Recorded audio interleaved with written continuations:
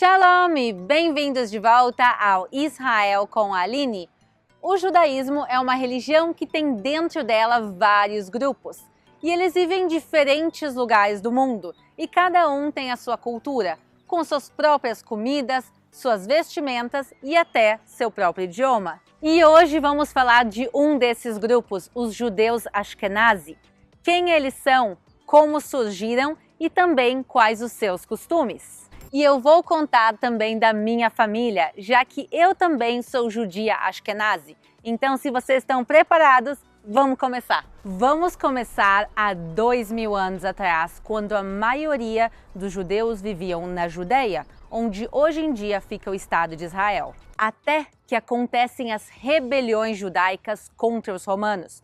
E os romanos vão destruir a Judeia e expulsar a maioria dos judeus de sua terra. E assim os judeus se espalham pelo mundo e se juntam também a comunidades judaicas que já existiam em alguns lugares, como Babilônia, Roma, Grécia, Iêmen e outros. E com o passar do tempo e pela sua distância geográfica, cada comunidade vai criar sua cultura, tradições e idioma, apesar de seguirem rezando sempre em hebraico. E apesar das suas diferenças, as comunidades mantêm suas raízes e religião em comum. Algumas dessas comunidades são os judeus sefaraditas na Península Ibérica, os Beta Israel, que são os judeus da Etiópia. A propósito, tem um vídeo aqui no canal sobre eles. Também os judeus iemenitas. Como o nome sugere, eles vêm do Iêmen, e os judeus Ashkenazes, no centro e leste da Europa. E sobre eles vamos falar hoje. Os judeus Ashkenazes, também conhecidos como Ashkenazitas, como eles vão chegar na Europa? Tem judeus vivendo na Europa desde a época do Império Romano. Alguns chegaram como comerciantes, outros chegaram como refugiados da destruição da Judeia e também alguns foram levados como escravos pelos romanos e depois eles ganham a sua liberdade.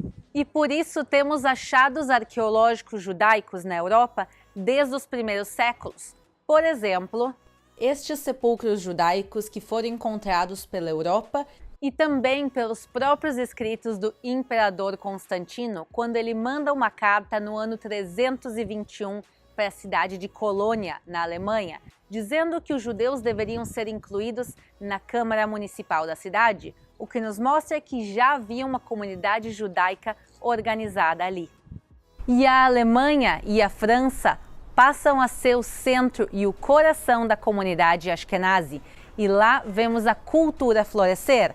O idioma falado era o Yiddish, que é um dialeto germânico com forte influência hebraica e aramaica.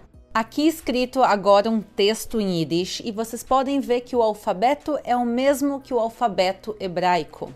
E o Yiddish foi o idioma que eu falei parte da minha infância com os meus avós. E também na nossa casa sempre se ouvia música Yiddish tradicional, a mais famosa de todas é o klezmer. E aqui um pouquinho da música klezmer. Vocês podem ver que se usa muito clarinete, o violino, acordeão e outros instrumentos. E é claro que é cantado em Yiddish.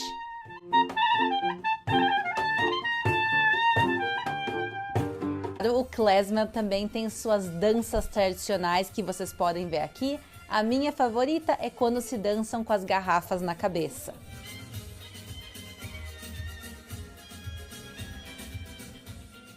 As vestimentas são adaptadas ao clima frio da Europa. Por exemplo, esse chapéu de pelos é chamado Streimel e esse casaco longo se chama Bekiche. A culinária tradicional tem pratos como, por exemplo, o gefilte fish, que são bolinhos de peixe que se comem com rein, com uma raiz forte. Também tem pratos como kigel, que são tortas feitas ou de batata ou de macarrão, e o meu favorito que é o varenikes, mas não qualquer varenikes, e sim o varenikes da minha avó Yara. E nessas receitas a gente vê a influência da gastronomia local, mas sempre mantendo as leis alimentares judaicas chamadas de kasher, onde não se come porco, frutos do mar e outros alimentos proibidos. Mas a vida dos judeus no centro da Europa nem sempre foi fácil, por causa do antissemitismo, e por isso muitos judeus começaram a emigrar para o leste europeu, principalmente para a Polônia. E o antissemitismo no centro da Europa vai culminar com a expulsão dos judeus de alguns países, no século XIII da Inglaterra, no século XIV da França e no século XV da própria Alemanha. E assim, o centro do mundo Ashkenazi passa a ser na Polônia, onde a sua cultura segue existindo. Mas também o antissemitismo segue existindo lá e por isso muitos imigram para as Américas e também para a terra de Israel no século XIX e no século XX. E foi assim também que parte da minha família chegou no Brasil. Mas o pior do antissemitismo ainda estava por vir na Segunda Guerra Mundial. Na Europa, então, viviam 9.700.000 judeus. Desses, 6 milhões vão ser assassinados no Holocausto, e a Polônia, que era o coração da comunidade Ashkenazi, tinha 3.300.000 pessoas, 90% da comunidade vai desaparecer. A cultura Ashkenazi segue viva em comunidades ao redor do mundo, entre elas comunidades ortodoxas aqui em Israel e comunidades também nos Estados Unidos, onde se fala o Yiddish até os dias de hoje.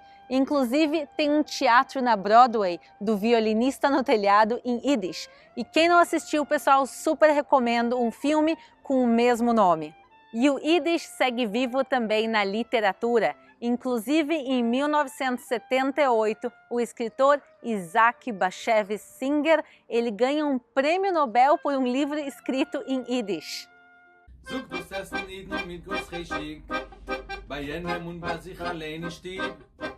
סיספר וניש מלחיק וניש פליישיק האס נבוסה ידר אירוטיב גפילטה פיש שולם עליכם אייך alle רבו ישראל מרוב מהגרויסן טרדיציה der aschkenozische 1000 Jahr von Kultur mit Warmkeit, mit Lieder, mit Herzigkeit, smetine Geschmacke, Wörtlach, mit der Sprache, mit jüdische Klezmer. Ich wünsche euch und du von dem Klezmer-Keller von Jerusalem. In Otanue, seid gesinnt. Inscrevam-se aqui no canal para mais vídeos direto de Israel. Espero que tenham gostado de conhecer um pouquinho sobre a cultura Ashkenazi. Um beijo, shalom, e a gente se vê na próxima!